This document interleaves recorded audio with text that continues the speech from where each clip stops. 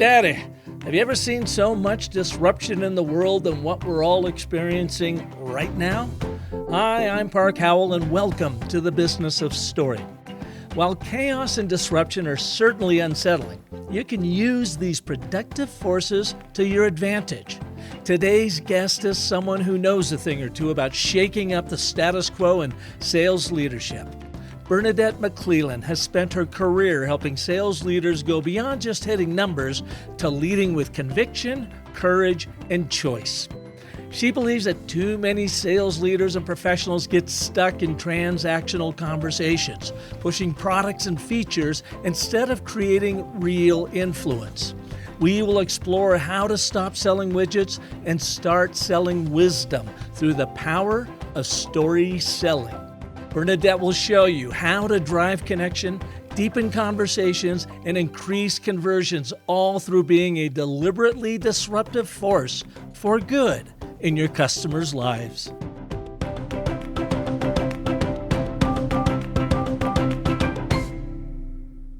Before we get to Bernadette, I want to introduce you to Heather Pierce, Creative Director at Homeward Healthcare.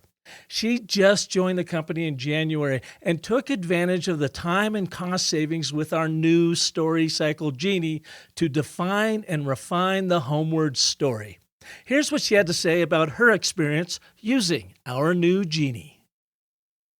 And how did you like the Genie and what it gave you? Oh my gosh, it was so awesome and literally could not have been better timing. So Homeward just celebrated our 3-year anniversary, and we've grown a lot in a very short amount of time. And that also means that we've changed and evolved very quickly. And one of the biggest things there was changing the actual clinical model that Homeward delivers in rural America. And it changed in a pretty significant way. And as the company was also going through a massive growth spurt, they didn't really have anybody around to help them articulate what that message is. So it wasn't that they didn't know who they were. They certainly did. Changing your clinical model is a big, big change. But where they didn't have the capacity or the talent at the time was in the messaging of that clinical model and really talking about who Homeward is and what our impact is and how we help members, how we help providers and payers for that matter, and communities in general.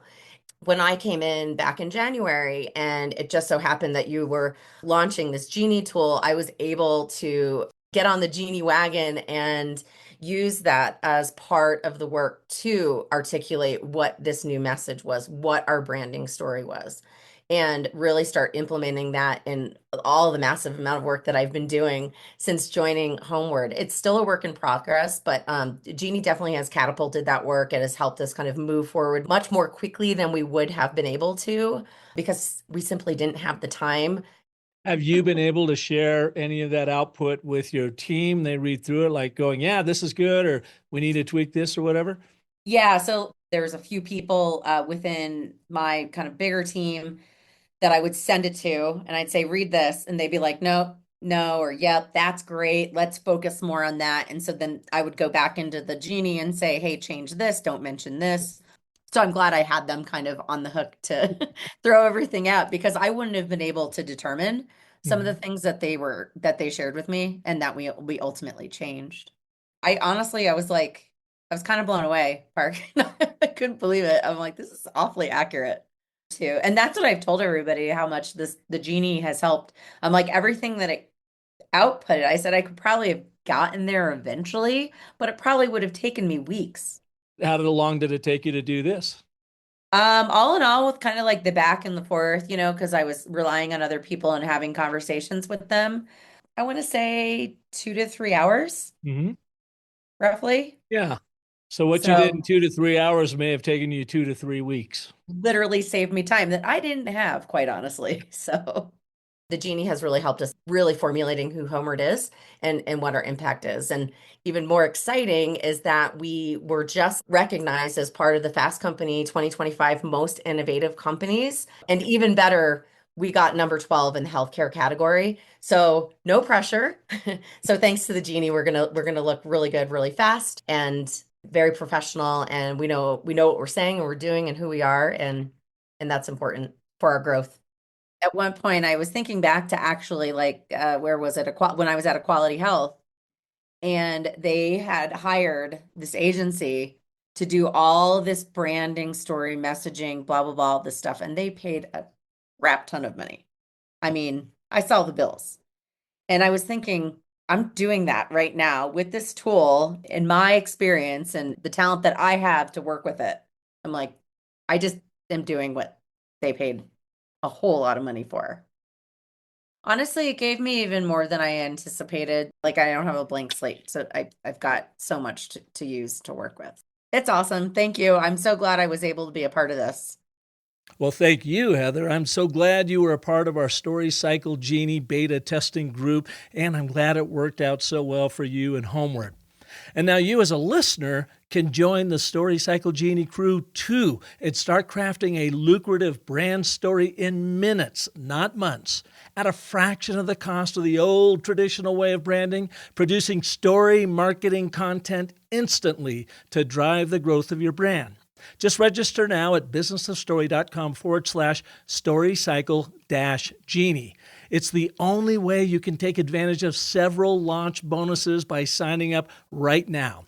So I hope you'll join us and start letting your brand genius out of the bottle. Just head over to businessofstory.com/StoryCycle-Genie. Bernadette McClelland is an award-winning author, keynote speaker, and mentor to some of the world's top sales team, including Fortune 500 companies. She's coached for Tony Robbins, worked with leaders from Harvard to high-security prisons, and has a knack for turning complex leadership challenges into practical, no BS insights with her philosophy around deliberate disruption. She's spoken on global stages, challenges conventional thinking, and if you're ready for a conversation that goes beyond the usual sales talk, well, you're in the right place. Please welcome to the Business of Story, Bernadette McClelland.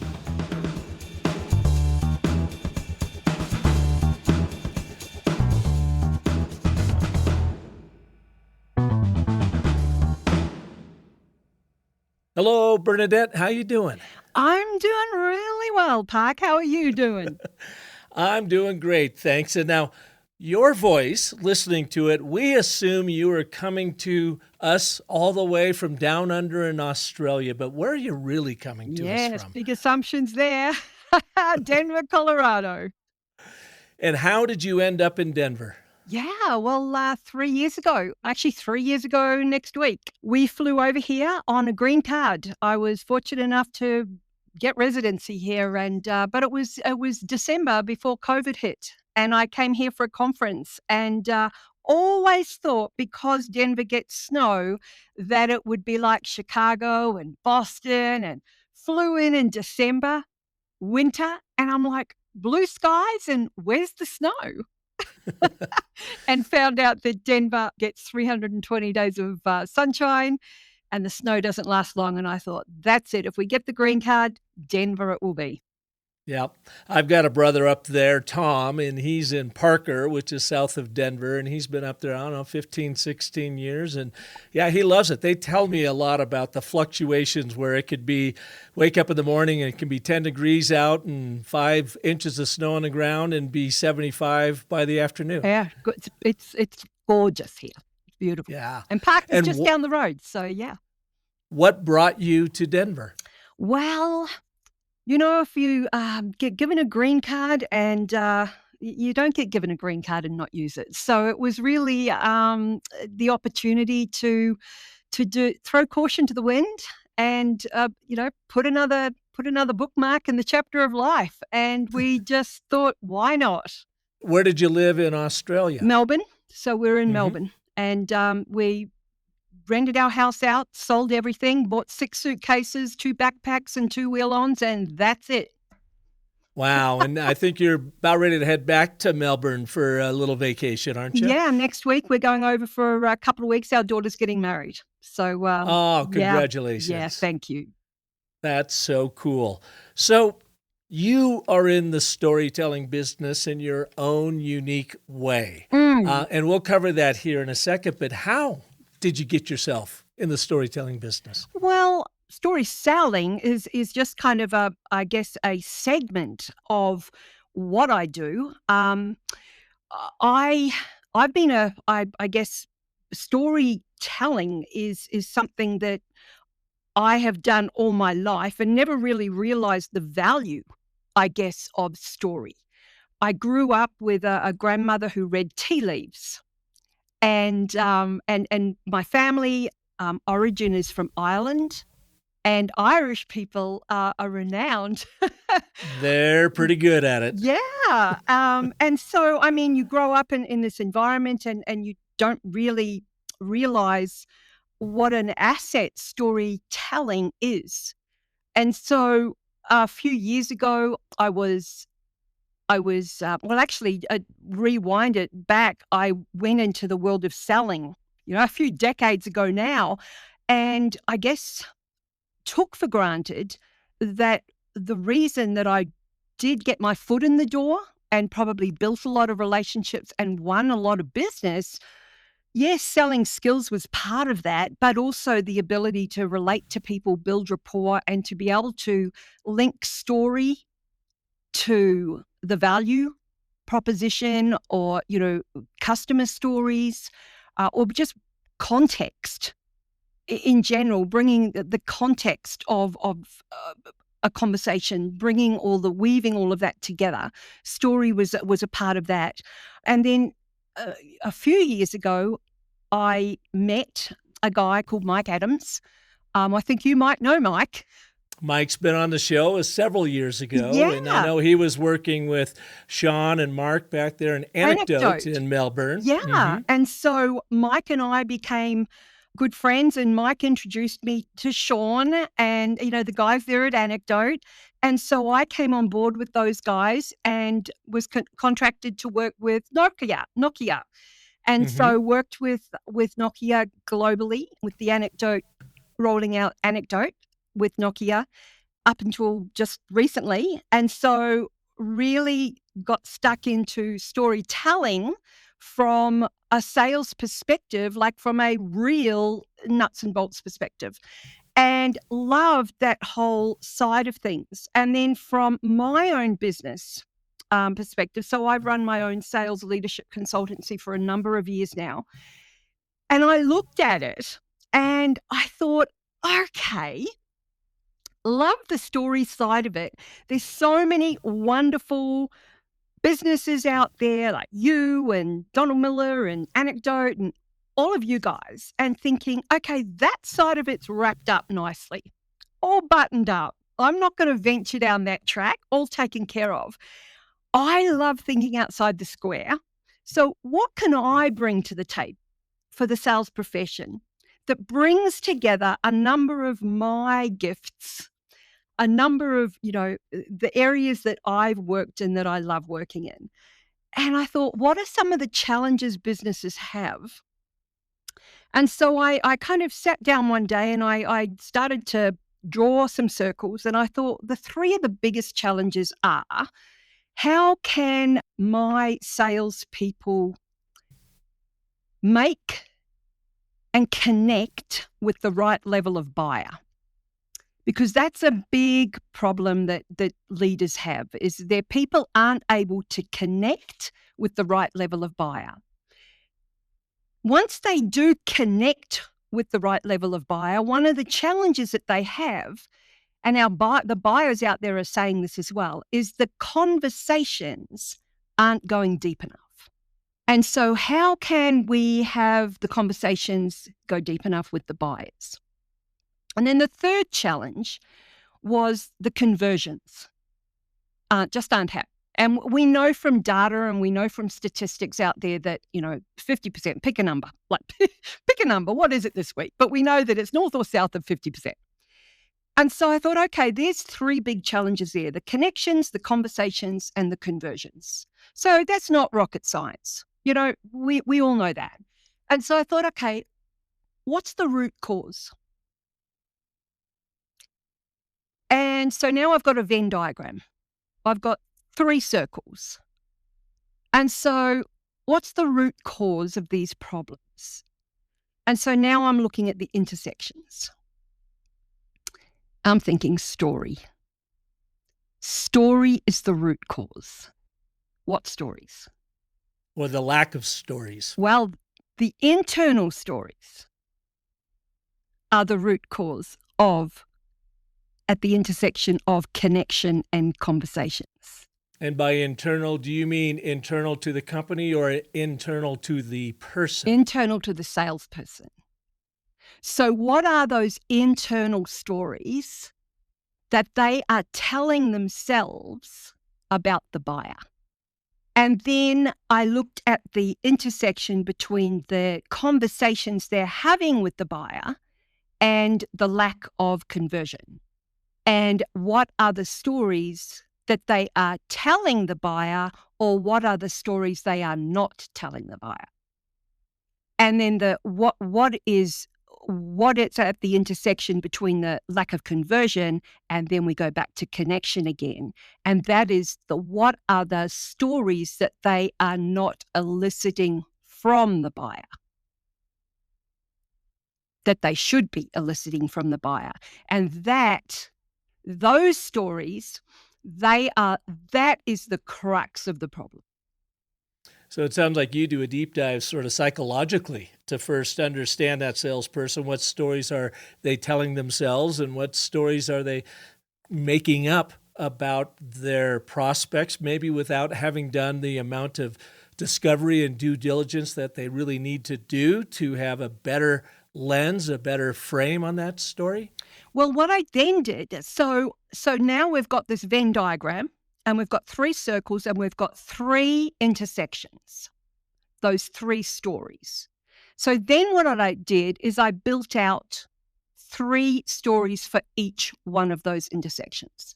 So I've now got 9. And so that forms the chapters of my book. So I wrote a book called Shift and Disrupt, Stop Selling Widgets, Start Selling Wisdom. Because now I believe that we are in, and this is, the book got launched 2 years ago, and AI's come out now, and I truly believe that what's going to differentiate us moving forward with AI, and you would agree with this from your perspective, story is a big differentiator, but also how do we take our ideas, how do we take our experiences, our expertise, our learnings, our mistakes, how do we wrap all of that up and call it's our wisdom? And how do we sell our ideas? How do we sell our wisdom? And so all of the stories, all of the different types of stories form part of this. And so the 9 chapters, these 9 stories, 3 of them form the internal stories. 3 of them are based on our identity, the stories we tell ourselves. Our identity, they're around money, and they're around authority.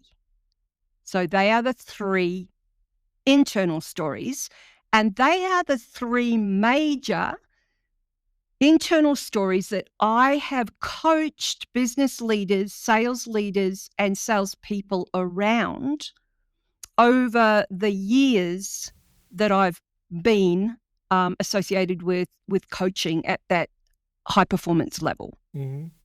So give us an example of, you've got these 3 internal stories: identity, money, and authority. Give us an example of an identity story, maybe one that's being told incorrectly in someone's mind, and how you shift that so that they can have more success, if I'm understanding this right. Yeah, you are. Oh my gosh.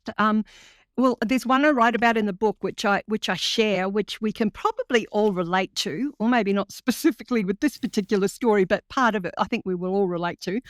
And that is, we're all schizophrenics, all of us. We've got multiple personalities, but this particular, it was when I was working. I was Anthony Robbins. Tony Robbins, I don't know if you've heard of him. Tony Robbins' coach for Asia Pacific for a number of years, and I was coaching one of his business clients, and she was in Australia, and her name was Kathy, and we don't need to know any backstory, because backstories are, stories we make up anyway. But she came to the table, and she had this belief, this story, that she wasn't good enough. So I'm just cutting to the chase here. She was a senior leader. And anyway, so many of us have the belief at some stage or another. So I got her to, and this is something, your listeners could potentially do as well. I got her to draw a circle, a bigger circle, and got her to draw half a dozen, like 6 or 7 circles within this circle and different size circles. And I got her to label the different size circles. Now, we all have different personas. I'm a mum, I'm a businesswoman, there's different parts to me. And so I got her to label the different personas that she shows up in the world as. And it surprised me. One of them, she said she called herself Alley Cat. And I'm like, okay. And I was curious. And I said, why Alley Cat? And she said that when she was younger, she used to do drugs and obviously a bit of a party girl. And anyway, I said, okay, keep going. Then she called out Kitty Cat. I'm thinking, okay, I can see a pattern here. Her name's Kathy. Kitty Cat was, when she was 5, she used to stay with her grandparents and they would take her to church and they would call her Kitty. So anyway, this carried on. Crazy Cat with the friends. Top Cat, her mother used to call her, or she referred to herself as Top Cat because her mother used to call her Bossy. So this went on. So there was so she had started naming herself these different cat names. Anyway, cutting the long story short, she had called the smallest circle, she had called Kathy. Now, where that was going was that I asked her what circle did she want to make the smallest? It was the Alley Cat. And what part needed to be made the biggest was Kathy. So where I'm going with that, just those 2 circles, we just strategized on, and her whole life changed. That was just 2 circles on a piece of paper. So what I'm saying there is something as simplistic as that shifted somebody's whole world. So, and it gave her more confidence. Is that it? Totally. But it was also a visual. So, so that was somebody saying, her whole, as a leader in business, this underlying thing that she wasn't good enough. So the imposter syndrome came in because she was telling herself these stories and stories that she may not have been proud of growing up. Absolutely. These other names that were given. Shamed. Yeah. Totally. And so it's like, well, let's just approach and embrace the professional adult Kathy now, who is a completely different person. Absolutely. By making a circle on a piece of paper bigger and smaller. Mm-hmm. Yeah. And you do the same thing with money and authority. So if people have, that scarcity mindset around money and they go in to sell and they push too hard because they think I gotta have it, you get them to reframe that into more of an abundant mindset. Money's different. Money is so emotional. Money is wired into us. Money is a really different thing. Well, money's survival. Money is, I mean, you've got to look at your wallet. If you've got a wallet that's stuffed with receipts, it's like, how do you expect money to respect you? If you're not respecting money, would you treat a friend like that? Mm-hmm. I mean, it's money is a totally different beast altogether. Yeah, and authority as well. I mean, you've got people that are too scared to call the C-suite. 25% of people have a fear of authority. And I mean, if you're driving along the freeway and you see a cop car in the distance and the siren's going, what is your first thought? It's to immediately check for your seatbelt, your brakes, your speedometer, your heart starts racing, and that cop car goes straight past you. It's authority. You've done nothing wrong. And you think about it, you think, growing up, it was the teacher, the priest, the doctor, the police, The parent. our parents. And then now you see the word CEO on the door, and that CEO or that manager could be younger than you. So it's all of this, it all plays a part with internal stories. And authority then plays right into that. I mean, they all kind of well up to imposter syndrome, and I'm not operating at my best because I don't believe in myself, or I'm telling myself the wrong story. I mean, at the end of every one of my shows, I say, remember, the most potent story you'll ever tell is a story you tell yourself. So make that one epic. Absolutely, totally.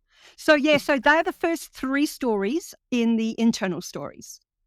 And then the external stories, I really go different with those. So the external stories are the stories you actually tell your buyer, but I spin it and I say that they are the stories you actually show and tell your buyer, because 83% of what we process is through our eyes, and 11% is auditory, is what we hear. And so we actually remember 10% of what we hear 3 days after we hear it. But if we pair what we hear with what we see, we actually retain 65% of that after 3 days. So if we consider that 11% of what we hear is, what we hear is logical and what we see is actually emotional. So if you think back to when we started school, we drew stick figures. So if we process visually, why would we not tell a story visually? So what I teach, and this is where, with AI coming in, and we think to ourselves, okay, if we're selling ideas out there and we're salespeople and we're business people, and we have the opportunity to be able to, as Charlie Munger says, we've got to be able to capture our experiences and hang those experiences on a lattice of mental models or a lattice of frameworks.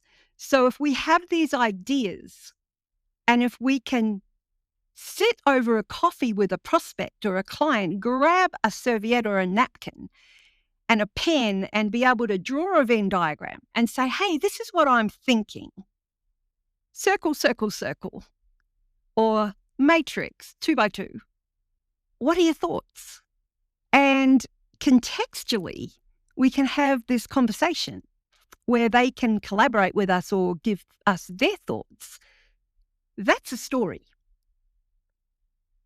And so showing and telling a story visually is a great way for us to demonstrate our expertise, demonstrate our wisdom in an era of AI. So there are 3 stories that I teach in the book, and each of those stories are a progression story, which is like, if you think of a progression story is like a value model, it's a progression model, it's like think Maslow's hierarchy. And a hierarchical or a progression model is typically a model that guides change. So that will always give you why, the why behind change. So if you were able to do a ladder type scenario where you're able to say, this is the B and we're at the A, and this is the steps that we're going to go to get you to B.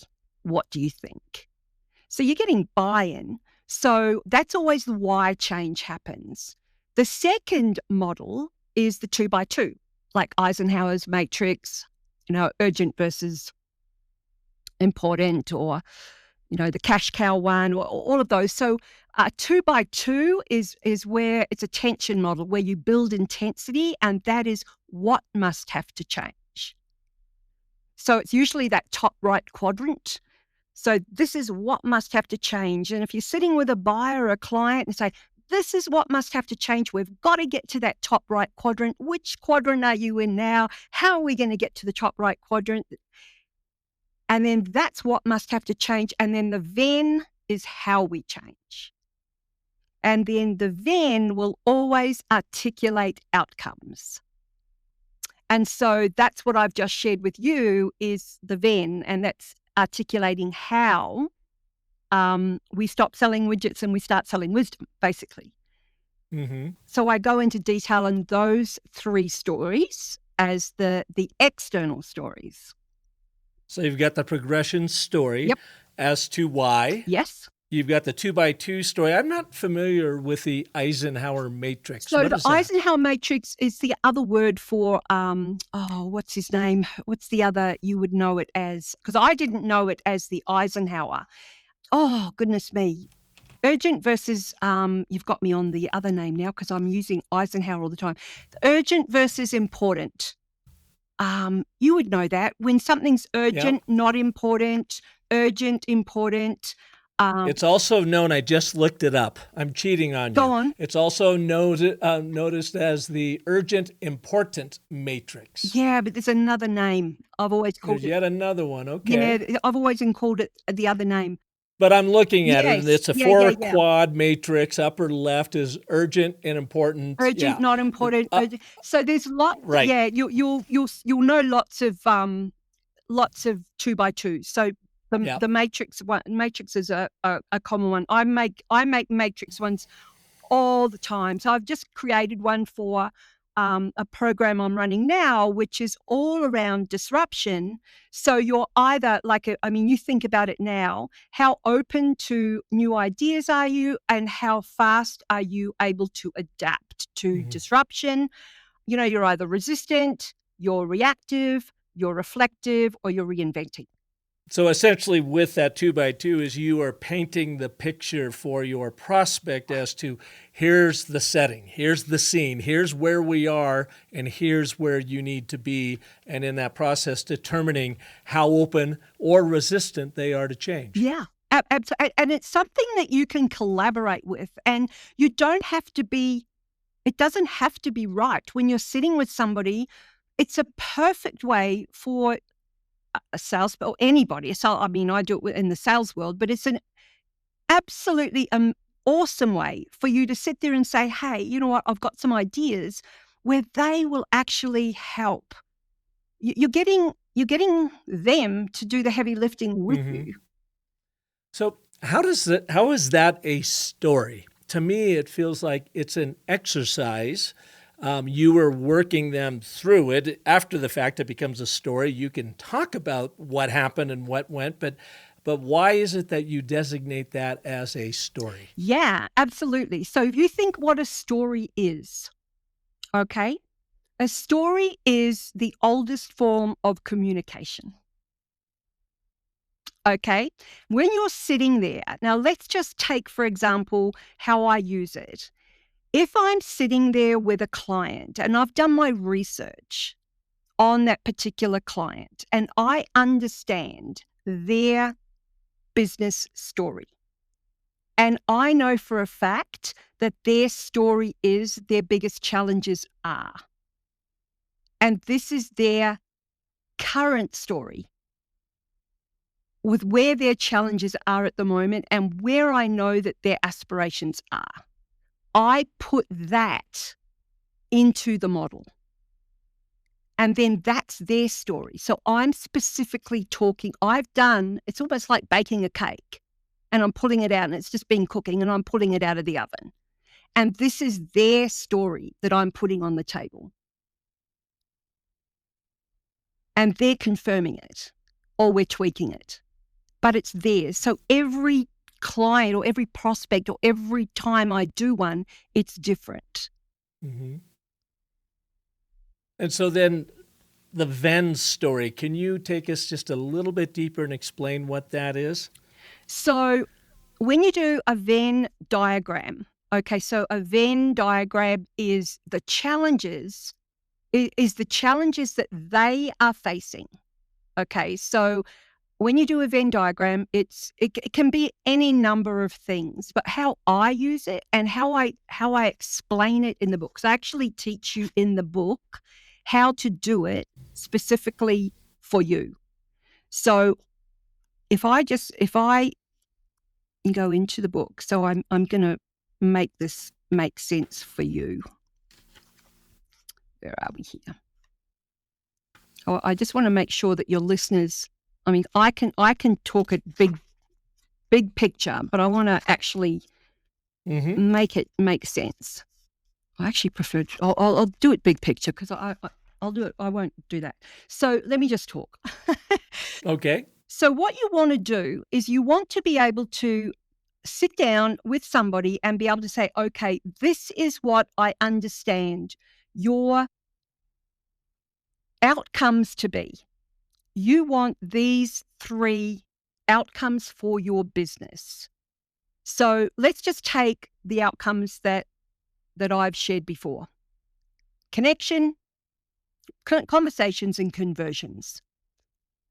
What I understand is these are the 3 outcomes. Is that correct? Well, yes, because you've done your research and you understand your industry, you understand your market, you know that they're going to say yes. What I would then say is with the intersections, this is what I understand is stopping those from happening. Now that you may be wrong, but that's open for discussion. Am I right? Am I on the right track here? Have I got this right? Have I got this wrong? What do you think? I might have got it wrong. I might have got it right, whatever. But it's opening it up for discussion. Is this right in this state? Is it right in this country? Like whatever. It's on the table. Mm-hmm. Well, no, we might need that tweaked. Okay, cool. But around the edges, where I've got 9 stories, that's my solution. That's what I teach my clients. That's how I coach my clients in those 9 stories. But you would have your own solution around the outside. So that doesn't change. You would have that up your sleeve. So what you need to do is you need to make sure that whatever comes out of that conversation, you have the answer to help them. Is that making sense? Yeah, this is a discovery process Absolutely. Using story to be able to you've done your research, so you're not just making assumptions, you're stating facts, but you might state them in the form of an assumption, even though you already know what the answers are for the most part. You get them then engaged, and now you start making some assumptions against those facts that you know to share them in a conversation, in a co-created story, and they say, yes, maybe, but no, maybe this, we got to tweak this here. So now they are a part of your selling process, your education process to get them up to speed on where they really are through your guidance. And in doing so, you are getting clarity on what their actual change story is. Correct. Now, you've just said a word, you said assumption. Now, the last 3 stories are the essential stories, which are the stories you must elicit from the client. And these are the stories that are so often missed. And these 3 stories will help you in that phase of identifying the client stories to help you do that. Does that make sense? It does. And what are those? So those 3 stories are the expansion stories. Okay, to how do you expand that conversation? The expansion stories, the perspective stories. So those stories are identifying the emotional buying criteria of the buyer. So it's not just the stock standard, we're not talking stock standard budget decision making. We're not talking that level. We're talking how do you actually identify the emotional buying criteria? And then the final one is decision. And when I'm talking decision, it's not just who makes the decision, but what are the decision-making, drivers of people making decisions. And so that really is, we're talking psychology there, strategies, like at a deeper level. And they could just be simple questions, but you know where you're going with those. And so they're the essential stories. Yeah. So it really fascinating, and it's a great book, Shift and Disrupt. So you walk us through how to do all this in your book. And something that, of course, I've been doing with all my guests now, they're showing up, is I run your brand and your book through my Story Cycle Genie. And in, literally 30 seconds, it gives me an output of how it believes you are showing up in the world based on your website and your content and so forth. Everything you've told me here is so fascinating. I view you as a coach and a trainer, and yet the Genie fed back to me this, the brand understanding, a pioneer voice and deliberate disruption.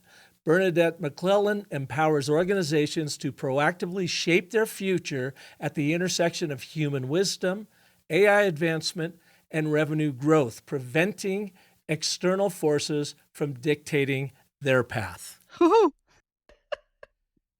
Is that accurate? Yeah, Does that reflect what you are about? I think so. So here's the next thing that surprised me in looking at when it identified your top 3 audiences in priority. So everything I've heard you say, in the first 30 minutes of the show is about helping salespeople and leaders communicate. And yet its primary audience, it says that is reflected in your communications, are actually event professionals, meeting planners, and conference organizers. Yes, because I'm also a keynote speaker. So is that your main thing, is pushing your, going out and pushing yourself as a keynote speaker and getting people to bring you in that way? So last year, I made a decision to actually start to do more and more of that. And it is something that is starting to build.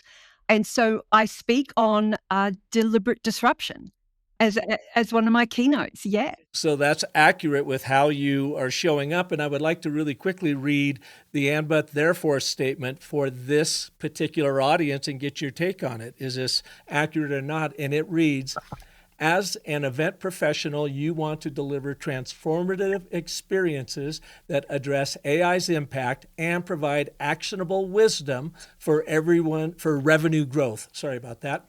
But you feel anxious because most speakers either overhype AI or ignore its potential.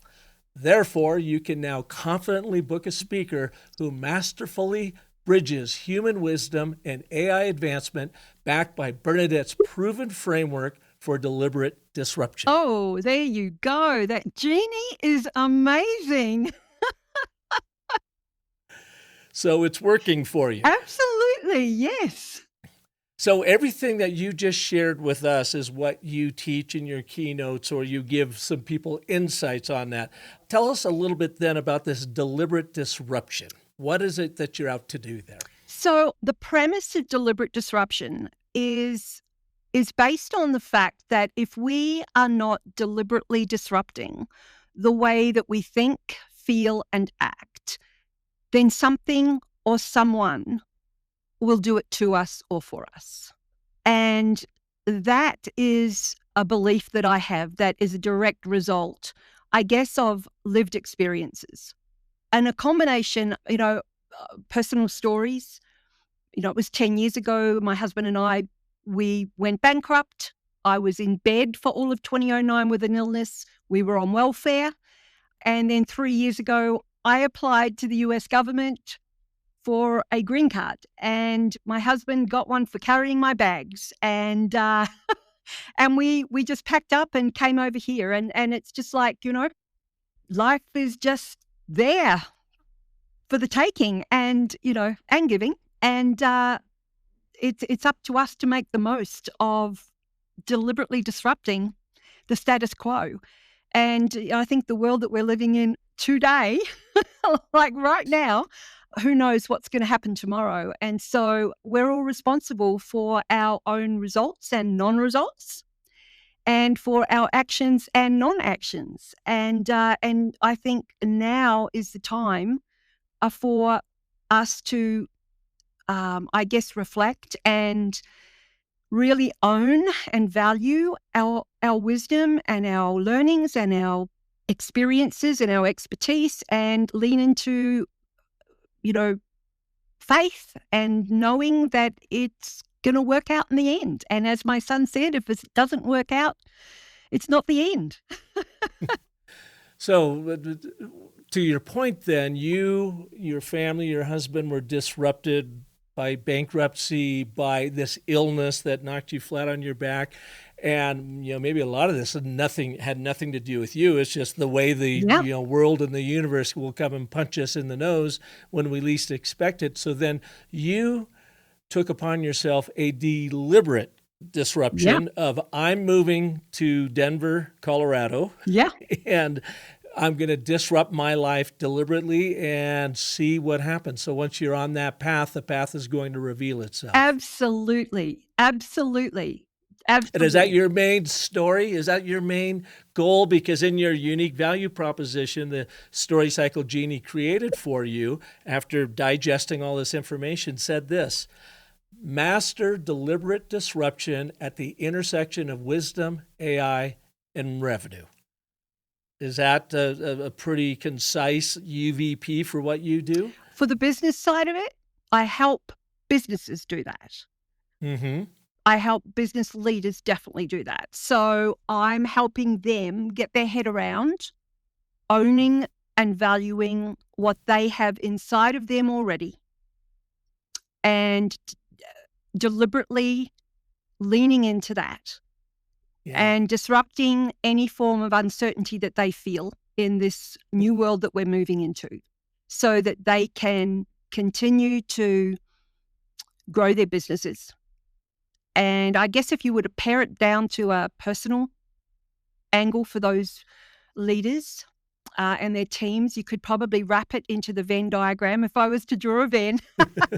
And I'd probably say identity, income, and impact. Mm-hmm. And then the genie took that UVP, and after going through your archetype and your 9 one-word descriptors for your organization offering and outcome, it landed at the brand purpose statement, which I always describe as being, what do you stand for beyond making money? And it said here, Bernadette McClelland exists to help people master deliberate disruption for sustainable success in an AI-driven world. There you go. Is that pretty accurate? Could be, yes. And it doesn't know you, but it knows your marketing materials. It knows your website and pulled all of that, saying this is how you're showing up in the world. Wow. So you're doing a good job. Wow. Because it's repeating back to you what you are communicating there. Quite often when we do this for brands, you're going to see a lot of gaps, missed opportunities for telling their story, and the genie even providing some inspiration on other ways to think about how to say things. And so sounds like this one got pretty accurate for what you're about. I like your genie. Well, we were seeing disruption as well in the brand story development world, which typically takes months and tens of thousands of dollars. And we saw AI coming in and taking little bits and pieces of that. And we said, well, wait a minute, we've got a 20-year proven program in the Story Cycle system that has grown brands by as much as 600%. What if we bottled it in an AI agent and disrupt how brand development is now being done? So what used to take months now takes minutes. Yeah. What used to take tens of thousands of dollars takes a fraction of that. And you are given immediate story marketing content that you can apply the moment you're done with the genie. Yeah, it's fantastic. No, you've done a fantastic job. Like, seriously, I love it. I love it even more.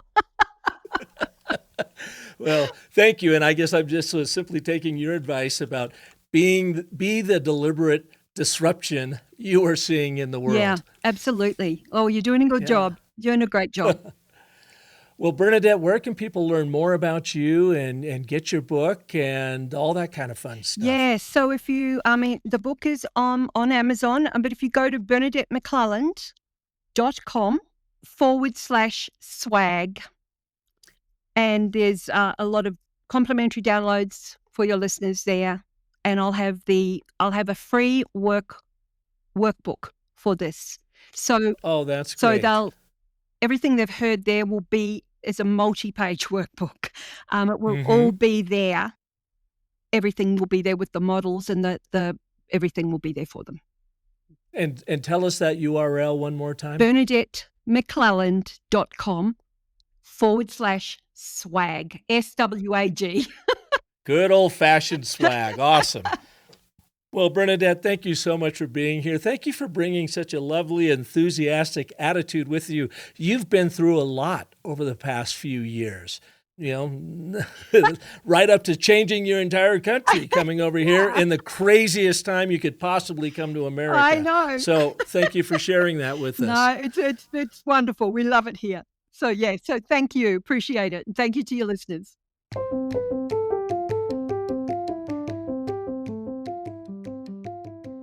Thanks for listening to this edition. I hope you enjoyed what you heard.